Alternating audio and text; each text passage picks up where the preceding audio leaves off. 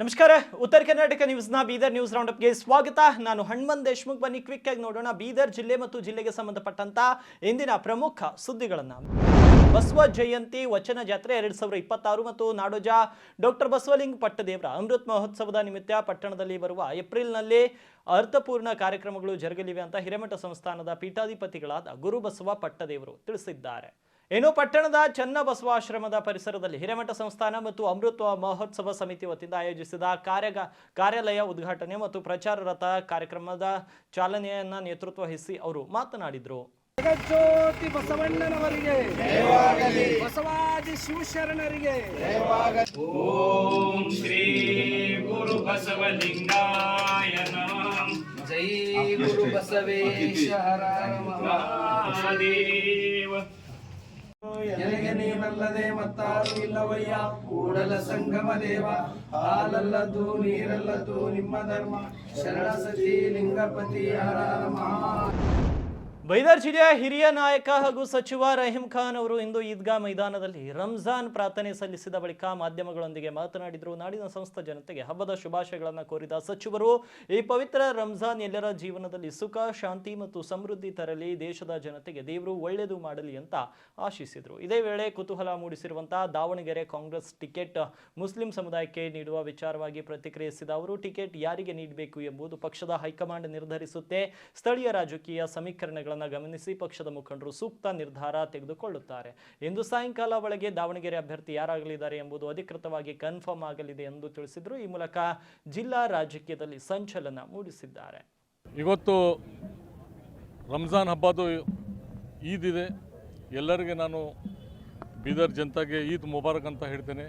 ಮತ್ತು ಇಡೀ ಕರ್ನಾಟಕಕ್ಕೆ ಮತ್ತು ಇಡೀ ನಮ್ಮ ಭಾರತ ದೇಶದಲ್ಲಿ ಎಲ್ಲರೂ ಒಂದು ಪ್ರೀತಿ ವಿಶ್ವಾಸದಿಂದ ರಂಜಾನ್ ಹಬ್ಬದ ಈದ್ ಮುಬಾರಕ್. ಮತ್ತು ನಮ್ಮ ಕರ್ನಾಟಕ ಸರ್ಕಾರದಿಂದ ಮುಖ್ಯಮಂತ್ರಿ ಸಿದ್ದರಾಮಯ್ಯ ಸಾಹೇಬ್ರಿಂದ ಮತ್ತು ಡಿಪ್ಟಿ CM DK ಶಿವಕುಮಾರ್ಲಿಂದ ಮತ್ತು ನಮ್ಮ ಡಿಸ್ಟ್ರಿಕ್ಟ್ ಇನ್ಚಾರ್ಜ್ ಈಶ್ವರ್ ಖಂಡ್ರೆಲಿಂದ ಇವತ್ತು ಬಂಡಪ್ಪ ಸಾಹೇಬರು ಇದ್ದಾರೆ, ಜೊತೆಗೆ ಜಾಬ್ ಶೆಟ್ಟಿ ಸಾಹೇಬರು ಇದ್ದಾರೆ. ಸುಮಾರು ಎಲ್ಲರೂ ಈದ್ನಲ್ಲಿ ಒಂದು ಪ್ರೀತಿ ವಿಶ್ವಾಸದಿಂದ ಎಲ್ಲರಿಗೆ ಗಲೆ ಮಿಲಾತಿದ್ದಾರೆ. ಮತ್ತು ರಂಜಾನ್ ಫುಲ್ ತಿಂಗಳಿನಲ್ಲಿ ದೇವರಿಗೆ ಪ್ರಾರ್ಥನೆ ಮಾಡಿ ಒಂದು ಒಳ್ಳೆ ದಿಶಾನಲ್ಲಿ ನಾವು ಎಲ್ಲರೂ ದೇವರ ಹತ್ರ ಹೋಗಿದ್ದಾರೆ. ಅದ್ರ ಸಲುವಾಗಿ ಇಡೀ ವರ್ಷಗೆ ನಮ್ಮೆಲ್ಲರಿಗೆ ದೇವರು ಒಳ್ಳೆಯದು ಮಾಡಲಿ ಅಂತ ಹೇಳಿದೆ.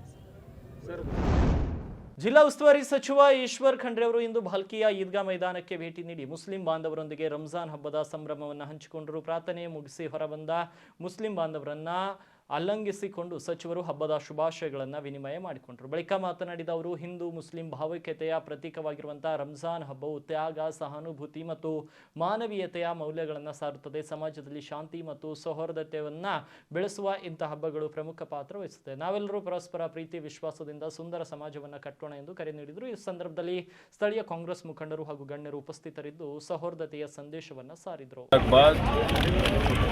रमज़ान इस्लाम मुस्लिम भाइयों के लिए एक बहुत बड़ा पवित्र महीना है। एक महीने तक बहुत ही अनुशासन से सभी मुस्लिम लोग उपवास रखते हैं, इबादत करते हैं, प्रार्थना करते हैं, ज़कात मतलब दान धर्म करते हैं, तो हमेशा दुआएं मांगते हैं।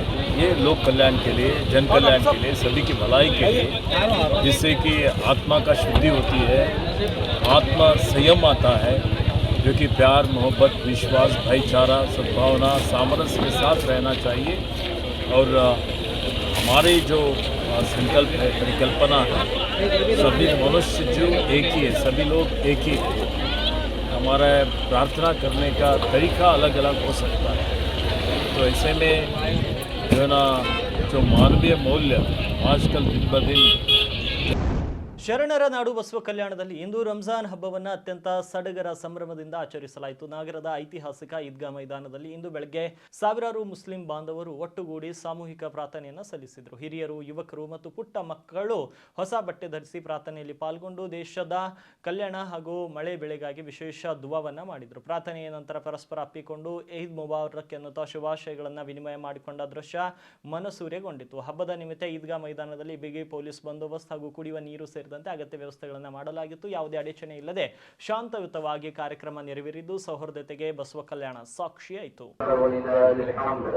اللهم صل على محمد وعلى آل محمد كما صليت على إبراهيم وعلى آل إبراهيم إنك حميد مجيد. اللهم بارك على محمد وعلى آل محمد كما باركت على إبراهيم وعلى آل إبراهيم إنك ಅಖಿಲ ಭಾರತ ವೀರಶೈವ ಮಹಾಸಭಾದ 24ನೇಯ ರಾಷ್ಟ್ರೀಯ ಅಧ್ಯಕ್ಷರಾಗಿ ಬೀದರ್ ಜಿಲ್ಲಾ ಉಸ್ತುವಾರಿ ಸಚಿವರಾದ ಈಶ್ವರ್ ಖಂಡ್ರೆ ನೇಮಕವಾಗಿರುವ ಬೆನ್ನಲ್ಲೇ ವೀರಶೈವ ಲಿಂಗಾಯತ್ ಮುಖಂಡರು ನಾಳೆ ಸಾಯಂಕಾಲ 4 ಗಂಟೆಗೆ ಬೀದರ್ ನಗರದ ಕರ್ನಾಟಕ ಫಾರ್ಮಸಿ ಕಾಲೇಜಿನ ಆವರಣದಲ್ಲಿ ಅಭಿನಂದನಾ ಕಾರ್ಯಕ್ರಮವನ್ನು ಹಮ್ಮಿಕೊಂಡಿದ್ದು, ಈ ಪ್ರಯುಕ್ತ ನಾಳೆ ಸಾಯಂಕಾಲ 3ರಿಂದ ಅಭಿನಂದನಾ ಕಾರ್ಯಕ್ರಮ ಮುಗಿಯುವವರೆಗೂ ಬೀದರ್ ನಗರದ ಕೆಲ ರಸ್ತೆಗಳಲ್ಲಿ ಸಂಚಾರವನ್ನು ನಿರ್ಬಂಧಿಸಲಾಗಿದೆ. ಸಂಚಾರಿ ಮಾರ್ಗಗಳನ್ನು ಬದಲಾಯಿಸಿ ಪರ್ಯಾಯ ರಸ್ತೆಗಳ ವ್ಯವಸ್ಥೆಯನ್ನ ಮಾಡಿ ಅಪರ ಜಿಲ್ಲಾಧಿಕಾರಿ ಶಿವಾನಂದ್ ಬಿ ಕರಾಳೆ ಅವರು ಆದೇಶಿಸಿದ್ದಾರೆ. ಬೀದರ್ ನಗರದಿಂದ ಗುಂಪಾ ಕಡೆ ಹೋಗುವ ವಾಹನಗಳಿಗೆ ಬಸವೇಶ್ವರ ವೃತ್ತ, ಪೊಲೀಸ್ ಚೌಕ್, ಶಾಪುರ್, ಗುಂಪಾ ರಿಂಗ್ ರೋಡ್ ಮೂಲಕ ಹೋಗುವುದು ಮತ್ತು ಬರುವುದು. ಗುಂಪಾ ಕಡೆಯಿಂದ ಹೊಸ ಬಸ್ ನಿಲ್ದಾಣಕ್ಕೆ ಹೋಗುವ ವಾಹನಗಳು Gumpa ring road, Mailur ring road, Chidri ring road, ಹಳೆ RTO ಕಚೇರಿಯ ಹತ್ತಿರದಿಂದ ಹೋಗುವುದು ಮತ್ತು ಬರುವುದು. ಇನ್ನು ಬೀದರ್ ಹೊಸ ಬಸ್ ನಿಲ್ದಾಣದಿಂದ ಹೈದರಾಬಾದ್ ಕಡೆಗೆ ಹೋಗುವ ವಾಹನಗಳು ಮಡಿವಾಳ ವೃತ್ತ, Siddharth college cross, Chickpet ring road ಮೂಲಕ ದೇವದೇವವನ ಹತ್ತಿರದಿಂದ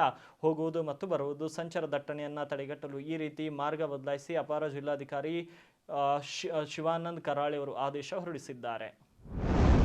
ಬೀದರ್ ಜಿಲ್ಲೆಯಲ್ಲಿ ಬಿಜೆಪಿ ಕಾರ್ಯಕರ್ತರ ಮಹಾ ಸಮಾವೇಶಕ್ಕೆ ಭರ್ಜರಿ ಚಾಲನೆ ದೊರೆತಿದೆ. ಬಿಜೆಪಿ ರಾಜ್ಯಾಧ್ಯಕ್ಷ BY ವಿಜೇಂದ್ರ ಯಡಿಯೂರಪ್ಪ ಅವರು ಬೀದರ್ ದಕ್ಷಿಣ ಕ್ಷೇತ್ರದ ಚಾಂಗ್ಲೇರ ಗ್ರಾಮದಲ್ಲಿ ನಡೆದ ಪಂಡಿತ್ ದೀನ್ ದಯಾಳ್ ಉಪಾಧ್ಯಾಯರ 2026ರ ಪ್ರಶಿಕ್ಷಣ ಮಹಾಭಿಯಾನವನ್ನು ಅವರು ಉದ್ಘಾಟಿಸಿದರು. ಕಾರ್ಯಕ್ರಮವನ್ನು ಉದ್ಘಾಟಿಸಿ ಮಾತನಾಡಿದ ವಿಜೇಂದ್ರ ಯಡಿಯೂರಪ್ಪ, ಕಾಂಗ್ರೆಸ್ ಸರ್ಕಾರದ ದುರಾಡಳಿತದಿಂದ ಜನರು ಬೇಸತ್ತಿದ್ದಾರೆ ಎಂದು ಆರೋಪಿಸಿ ಹಿಂದೆ ಚುನಾವಣೆ ನಡೆದರೂ ಕೂಡ ಬಿಜೆಪಿ ಅಧಿಕಾರಕ್ಕೆ ಬರುತ್ತದೆ ಎಂಬ ವಿಶ್ವಾಸವನ್ನು ವ್ಯಕ್ತಪಡಿಸಿದರು. ಇನ್ನು ಪಕ್ಷದ ಸಂಘಟನೆ ಬಲಪಡಿಸುವುದು, ಸಿದ್ಧಾಂತಗಳನ್ನು ಮನೆ ಮನೆಗೆ ತಲುಪಿಸುವುದು ಹಾಗೂ ಬೂತ್ ಪಟ್ಟಣದಲ್ಲಿ ಕಾರ್ಯಕರ್ತರು ಸಕ್ರಿಯರಾಗಬೇಕು ಎಂದು ಕರೆ ನೀಡಿದರು. ಬಿಜೆಪಿ ಕೇವಲ ರಾಜಕೀಯ ಪಕ್ಷವಲ್ಲ, ಸೇವಾ ಮನೋಭಾವದ ಸಂಘಟನೆ ಎಂದು ಅವರು ತಿಳಿಸಿದರು. ನಮ್ಮ ಸರ್ಕಾರ ಬರಲಿಲ್ಲ, ಯಾವುದೇ ಅನುಮಾನಗಳಿಲ್ಲ. ಆಡಳಿತ ವಾತಾವರಣ ನಿರ್ಮಾಣ ಆಗಿದೆ. ನಾನು ರಾಜ್ಯದ ಅಧ್ಯಕ್ಷನಿಗೆ ಮಾತನ್ನು ಹೇಳ್ತೇನೆ. ರಾಜ್ಯದ ಜನರ ನಾಡಿ ಮಿಡಿತವನ್ನು ಅರ್ಥ ಮಾಡಿಕೊಳ್ತಕ್ಕಂಥ ಕೆಲಸ ನಾನು ಮಾಡಿದ್ದೇನೆ. ರಾಜ್ಯದ ಅಪೇಕ್ಷೆಗಳನ್ನು ಅರ್ಥ ಮಾಡಿಕೊಂಡಿದ್ದೇನೆ. ನಮ್ಮ ರಾಜ್ಯದಲ್ಲಿರ್ತಕ್ಕಂಥ ಲಕ್ಷಾಂತರ ಕಾರ್ಯಕರ್ತರ ಅಪೇಕ್ಷೆಗಳನ್ನು ಕೂಡ ಅರ್ಥ ಮಾಡಿಕೊಂಡಿದ್ದೇನೆ. ನಾನು ಕೂಡ ರಾಜ್ಯದ ಅಧ್ಯಕ್ಷನಾಗಿ ಸಂಕಲ್ಪ ಮಾಡಿದ್ದೇನೆ. ಇವತ್ತು ನಾನು ಈ ವೇದಿಕೆ ಮೂಲಕ ಬೀದರ್ ದಕ್ಷಿಣ ಕ್ಷೇತ್ರದ ಇವತ್ತು ಭರವಸೆ ಕೊಡ್ತೇನೆ. ಮುಂದೆ ಯಾವತ್ತೇ ಚುನಾವಣೆ ಆದರೂ ಸಹ ಮತ್ತೊಮ್ಮೆ ರಾಜ್ಯದಲ್ಲಿ ಭಾರತೀಯ ಜನತಾ ಪಾರ್ಟಿಯ ಗತವೈಭವ ಮತ್ತು ರಾಜ್ಯದಲ್ಲಿ ಮರುಸ್ಥಾಪನೆ ಆಗಬೇಕು. ಆ ನಿಟ್ಟಿನಲ್ಲಿ ಹಗಲು ರಾತ್ರಿ ರಾಜ್ಯದ ದಾವಣಗೆರೆ ದಕ್ಷಿಣದಲ್ಲಿ ಬಿಜೆಪಿ ಡಮ್ಮಿ ಅಭ್ಯರ್ಥಿಯನ್ನು ಹಾಕಿದೆ ಎಂಬ ಬಸನಗೌಡ ಪಾಟೀಲ್ ಯತ್ನಾಳ್ ಅವರ ಹೇಳಿಕೆಗೆ BY ವಿಜೇಂದ್ರ ಬೀದರ್ನಲ್ಲಿ ಖಡಕ್ ತಿರುಗೇಟು ನೀಡಿದ್ದಾರೆ.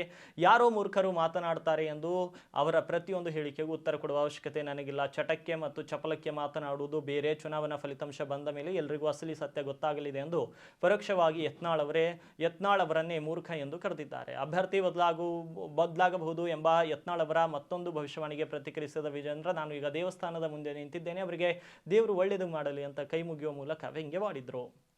ನಾನೇ ಸ್ವತಃ ಮಾನ್ಯ ಕೇಂದ್ರ ಸಚಿವರು ಮಾಜಿ ಮುಖ್ಯಮಂತ್ರಿಗಳು HD ಕುಮಾರಸ್ವಾಮಿ ಅವರಿಗೆ ದೂರವಾಣಿ ಮುಖೇನ ಚರ್ಚೆ ಮಾಡಿದ್ದೇನೆ. ಅಧಿವೇಶನ ನಡೀತಾ ಇರತಕ್ಕಂಥ ಪರಿಣಾಮವಾಗಿ 2ನೇ ತಾರೀಕು ನಂತರದಲ್ಲಿ ನಾನು ಸಮಯವನ್ನು ನೀಡ್ತೇನೆ ಅಂತೇಳಿ ಈಗಾಗಲೇ ಭರವಸೆಯನ್ನು ಕೂಡ ಕೊಟ್ಟಿದ್ದಾರೆ. ನಾನು ಮತ್ತೆ ಮಾತನಾಡ್ತೇನೆ. ಯಾವುದೇ ರೀತಿ ಗೊಂದಲ ಭಾರತೀಯ ಜನತಾ ಪಾರ್ಟಿಲಾಗಲಿ ಅಥವಾ BJP ಮತ್ತು JDS ಮಧ್ಯೆ ಆಗಲಿ ಯಾವುದೇ ರೀತಿ ಗೊಂದಲಗಳಿಲ್ಲ. ಎಲ್ಲರೂ ಸೇರಿ ಒಟ್ಟಾಗಿ ಒಂದಾಗಿ ಚುನಾವಣೆ ಎದುರು. ಯಾರೋ ಮೂರ್ಖರು ಮಾತನಾಡ್ತಾರೆ ಅಂತೇಳಿ ಅವರ ಮಾತುಗಳಿಗೆ ನಾನು ಉತ್ತರ ಕೊಡುವಂಥ ಅವಶ್ಯಕತೆ ಇಲ್ಲ. ಮತ ಎಣಿಕೆ ಆದಮೇಲೆ ಗೊತ್ತಾಗ್ತದೆ. ಚಟಕ್ಕೆ ಚಪ್ಪಲಕ್ಕೆ ಮಾತನಾಡ್ತಕ್ಕಂಥದ್ದು ಬೇರೆ. ನಮ್ಮ ಕಾರ್ಯಕರ್ತರು ಇವೆರಡೂ ಚುನಾವಣೆಗಳನ್ನು ಸವಾಲಾಗಿ ಸ್ವೀಕಾರ ಮಾಡಿದ್ದಾರೆ. ಸವಾಲಾಗಿ ಸ್ವೀಕಾರ ಮಾಡಿ ನಮ್ಮ ಅಭ್ಯರ್ಥಿಗಳನ್ನು ಗೆಲ್ಲಿಸ್ತಾರೆ. ಯಾವುದೇ ಕ್ಷಣದಲ್ಲಿ ಕೂಡ ಕ್ಯಾಂಡಿಡೇಟ್ ಚೇಂಜ್ ಆಗಬಹುದು ಸರ್. ಯತ್ನಾಳ್ ಅವರು ಟಿಕೆಟ್ ಪಡೆದಿರೋ ದೇವಸ್ಥಾನದ ಮುಂದೆ ನಿಂತಿದ್ದೀನಿ. ಅವ್ರಿಗೆ ಭಗವಂತ ಒಳ್ಳೇದು ಮಾಡಲಿ.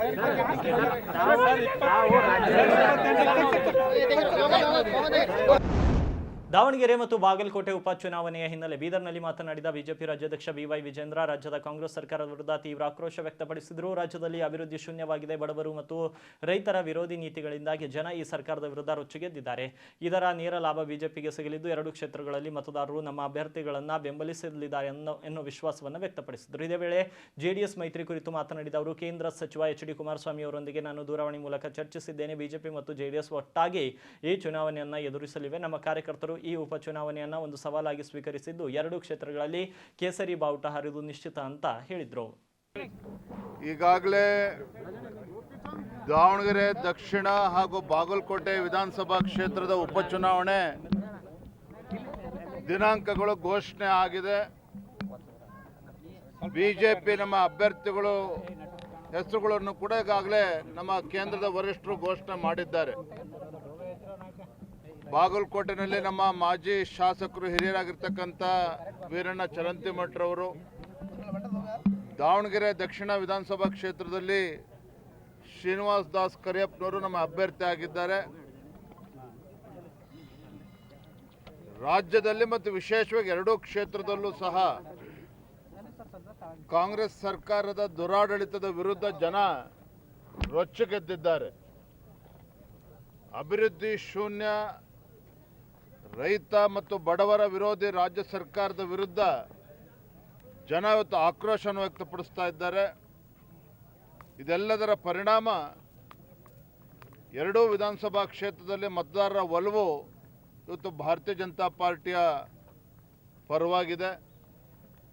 ನಾನಿವತ್ತು ಮುಂಜಾನೆ ಕೇಂದ್ರದ ಸಚಿವರಾಗಿರುವಂತಹ ಅಖಿಲ ಭಾರತ ವೀರಶೈವ ಲಿಂಗಾಯತ್ ಮಹಾಸಭಾದ ರಾಷ್ಟ್ರೀಯ ಅಧ್ಯಕ್ಷರಾಗಿ ಅವಿರೋಧವಾಗಿ ಆಯ್ಕೆಯಾಗಿರುವ ಅರಣ್ಯ, ಜೀವಿಶಾಸ್ತ್ರ ಮತ್ತು ಪರಿಸರ ಹಾಗೂ ಜಿಲ್ಲೋಸ್ತುವಾರಿ ಸಚಿವ ಈಶ್ವರ್ ಖಂಡ್ರೆ ಅವರನ್ನ ಮಾರ್ಚ್ 22ರ ಭಾನುವಾರ ಸನ್ಮಾನಿಸಲಾಗುತ್ತಿದೆ ಎಂದು ಬೀದರ್ ನಗರ ಅಭಿವೃದ್ಧಿ ಪ್ರಾಧಿಕಾರದ ಅಧ್ಯಕ್ಷ ಹಾಗೂ ಅಭಿನಂದನಾ ಸಮಿತಿ ಅಧ್ಯಕ್ಷ ಬಸವರಾಜ್ ಜಾಬ್ಶೆಟ್ಟಿ ಅವರು ತಿಳಿಸಿದ್ದಾರೆ. ಜಿಲ್ಲಾ ವೀರಶೈವ ಲಿಂಗಾಯತ್ ಸಮಾಜದ ವತಿಯಿಂದ ಬೀದರ್ನ ಕರ್ನಾಟಕ ಫಾರ್ಮಸಿ ಕಾಲೇಜ್ ಮೈದಾನದಲ್ಲಿ ಸಂಜೆ 5 ಗಂಟೆಗೆ ಬೃಹತ್ ಅಭಿನಂದನಾ ಸಮಾರಂಭವನ್ನು ಹಮ್ಮಿಕೊಳ್ಳಲಾಗಿದ್ದು, ಎಲ್ಲಾ ಜಾತಿ ಜನಾಂಗ ಸಮುದಾಯದವರನ್ನ ಸಮಾನವಾಗಿ ಕಾಣುವ ಮತ್ತು ಎಲ್ಲರನ್ನ ಜೊತೆಯಲ್ಲಿ ಕರೆದುಕೊಂಡು ಹೋಗುವ ಬೀದರ್ನ ಸಮರ್ಥ ಜನನಾಯಕ ಈಶ್ವರ್ ಖಂಡ್ರೆ ಅಭಿನಂದನಾ ಸಮಾರಂಭದಲ್ಲಿ ಮಠಾಧಿಪತಿಗಳು, ಹರಚರ ಗುರುಮೂರ್ತಿಗಳು ಸೇರಿದಂತೆ ಸಹಸ್ರಾರು ಅಭಿಮಾನಿಗಳು ಸೇರಲಿದ್ದಾರೆ ಅಂತ ಅವರು ತಮ್ಮ ಮಾಧ್ಯಮ ಹೇಳಿಕೆಯಲ್ಲಿ ತಿಳಿಸಿದ್ದಾರೆ. ಬೀದರ್ ಜಿಲ್ಲೆಯಲ್ಲಿ ಎಲ್ಲ ಸಮುದಾಯದವರನ್ನ ಒಟ್ಟಿಗೆ ಅಭಿವೃದ್ಧಿಯ ಪಥದಲ್ಲಿ ಕೊಂಡೊಯ್ಯುತ್ತಿರುವ ಈಶ್ವರ್ ಖಂಡ್ರೆ ಅವರ ಅಭಿನಂದನಾ ಸಮಾರಂಭದಲ್ಲಿ ಬೀದರ್ನ ಸಮಸ್ತ ಜನತೆ ಸಹಸ್ರಾರು ಸಂಖ್ಯೆಯಲ್ಲಿ ಪಾಲ್ಗೊಳ್ಳುವಂತೆ ಅವರು ಮನವಿ ಕೂಡ ಮಾಡಿದ್ದಾರೆ.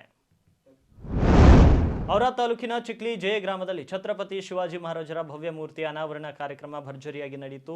ಹಿಂದವಿ ಸ್ವರಾಜ್ ಪ್ರತಿಷ್ಠಾನ ಹಾಗೂ ಗ್ರಾಮಸ್ಥರ ಸಹಕಾರದಿಂದ ನಿರ್ಮಿಸಲಾದ 12 ಅಡಿ ಎತ್ತರದ ಅಶ್ವಾರೂಢ ಶಿವಾಜಿ ಮಹಾರಾಜರ ಮೂರ್ತಿಯನ್ನು ಲೋಕಸಭಾ ಸದಸ್ಯ ಸಾಗರ್ ಖಂಡ್ರೆ ಅನಾವರಣಗೊಳಿಸಿದರು. ಕಾರ್ಯಕ್ರಮದಲ್ಲಿ ಪೂಜ್ಯ ಶ್ರೀ ಚಂದ್ರಶೇಖರ್ ಮಹಾರಾಜ್ ದೇಗ್ಲೂರು ದಿವ್ಯ ಸಾನ್ನಿಧ್ಯ ವಹಿಸಿದರು. ಗ್ರಾಮದ ಮುಖಂಡರು, ಸಾರ್ವಜನಿಕರು ಹಾಗೂ ಯುವಕರು ದೊಡ್ಡ ಸಂಖ್ಯೆಯಲ್ಲಿ ಭಾಗವಹಿಸಿದರು. ಇವಾಗಿದ್ವು ಬೀದರ್ ಜಿಲ್ಲೆ ಮತ್ತು ಜಿಲ್ಲೆಗೆ ಸಂಬಂಧಪಟ್ಟಂತ ಇಂದಿನ ಪ್ರಮುಖ ಸುದ್ದಿಗಳು. ಮತ್ತೆ ನಾಳೆ ಭೇಟಿಯಾಗ್ತೀನಿ. Bidar news round up.